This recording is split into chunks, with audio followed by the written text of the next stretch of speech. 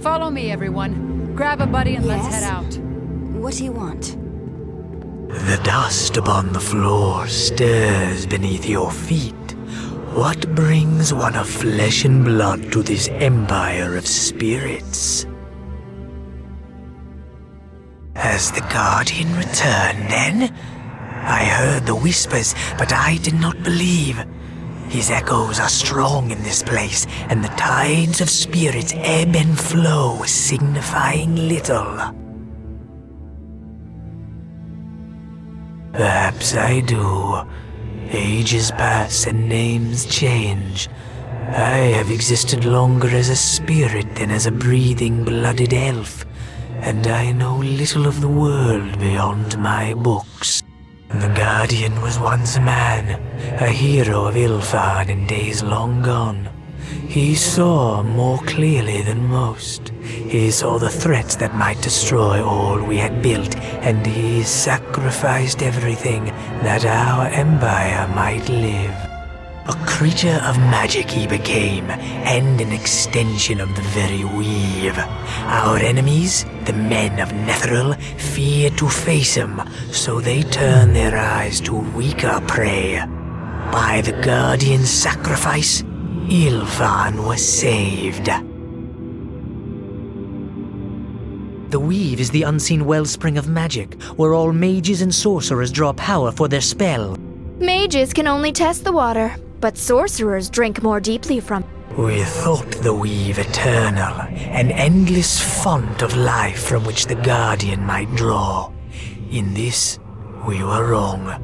The weave failed, and the Guardian faced a choice.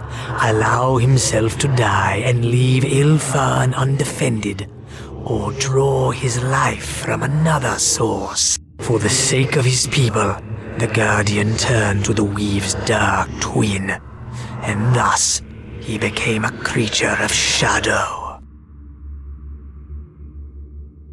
The Shadow Weave, a source of magic that was forbidden to us as mages of Illefarn. I knew little of it in life, and I know little more in death. The Shadow Weave? Nothing good ever comes from tapping into that source of magic. It'll give you strength for a while, but its power can drive one mad. I am merely a historian, and my judgments are of little consequence. Speak to others who knew him if you wish to answer that question for yourself.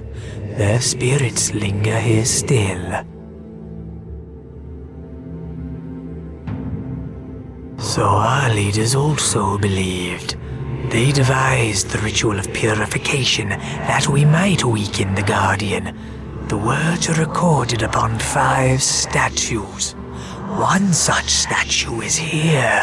The statue lies within the stone communion tree, a blending of arboreal and terrestrial. It symbolized the union of Illefarn's dwarven and elven people. Opening the tree requires similar unity. 3 elves and 3 dwarves of Illefarn spaced equally around its trunk. Without these 6, the tree will remain closed to you. Spirits of Illefarn dwell here. Elves and dwarves who were bound closely to the Guardian and the man he was in life. His memory hangs heavy on their souls. If you gather these spirits to you, then the tree shall open to reveal what it cradles within. No, I am not like them.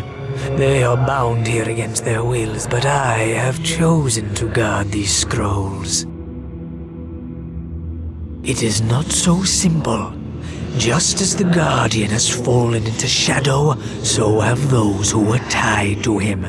Their torment has spawned a legion of foul undead, manifestations of their pain and sorrow. Destroy these undead, and I believe their spirits would reappear, for a time at least. Yes, but there is more. More that is my doing, I'm afraid. If you intend to bring spirits to the communion tree, you must undo the wards on the walls of these ruins, the ghost lights which keep the spirits at bay.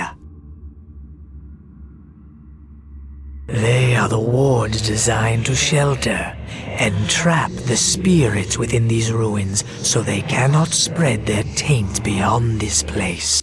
To your eyes, the ghost lights glow with a blue light, but to the spirits of my people, the glow is like that of the sun, a searing light that they cannot approach.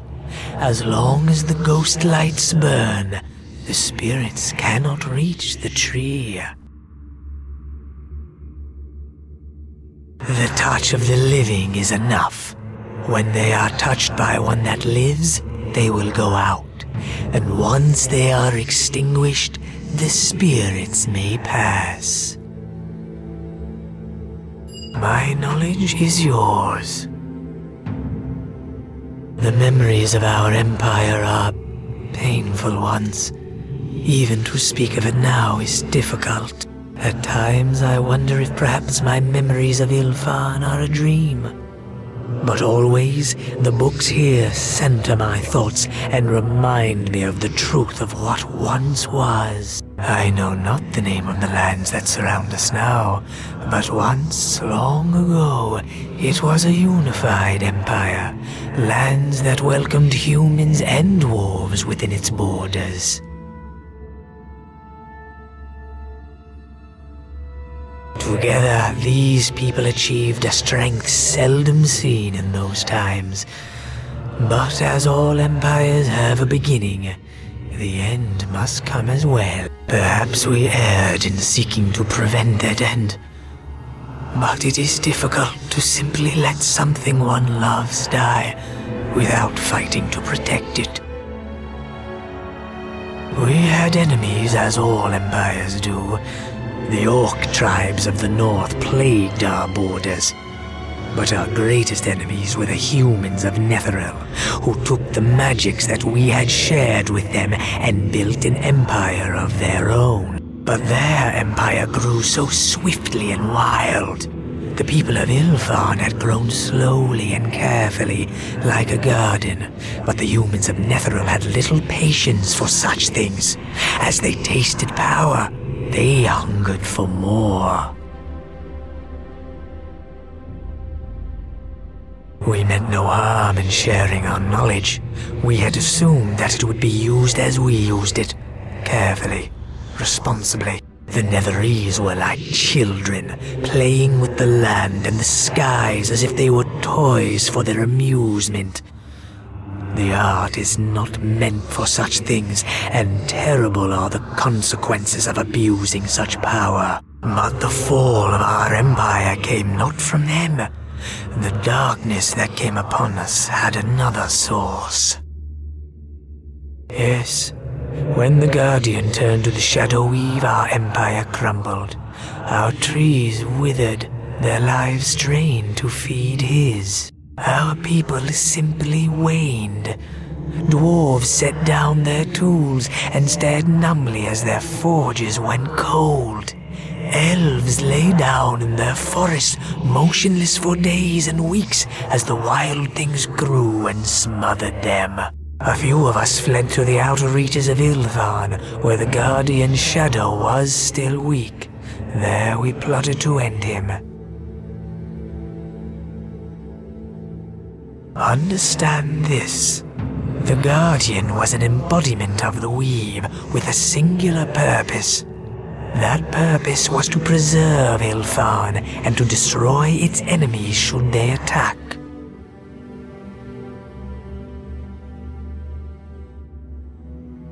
A ritual was devised to create the Guardian. It was meant to obliterate the man he was, leaving only his resolve to defend our nation. This was his sacrifice. Whether anything remained of the man I knew, I cannot say. At the time, we did not know. Even now, I have only scraps of truth, gleaned from hapless visitors to this place in the early years of my undeath. As far as I know, the fault lies with the Netherese mage, Carsus. He tried to take control of the weave to become the new god of magic. This was madness, and he failed, of course. But in failing, he slew the goddess of magic. She was reborn moments later, but in that instant, all magic failed. That was the end for Netherill's floating cities, and it should have been the end for our guardian as well. Yes, and in so doing he doomed that which he sought to protect.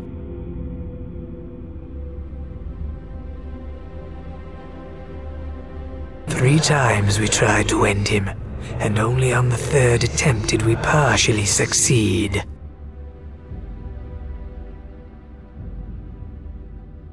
We turned first to the Silken Sisters, 6 spells words of tremendous power. Even the Netheril feared them, and we thought that they must prevail against the Guardian. Their fate was too terrible for words. Suffice to say that they failed. Then did the priest Ananias devise the ritual of purification by which we might weaken the Guardian. A great gathering of wizards and priests assembled to confront the Guardian. I was but a minor power in that host, but I remember those last hours well. We spoke the ritual, and it functioned as Ananias had hoped. No, we were not entirely united in purpose. Regrettably, that victory is not recorded in these scrolls, nor was I a witness. At least one such witness still walks these halls, I believe. You might ask him if you can ease his torment for a time.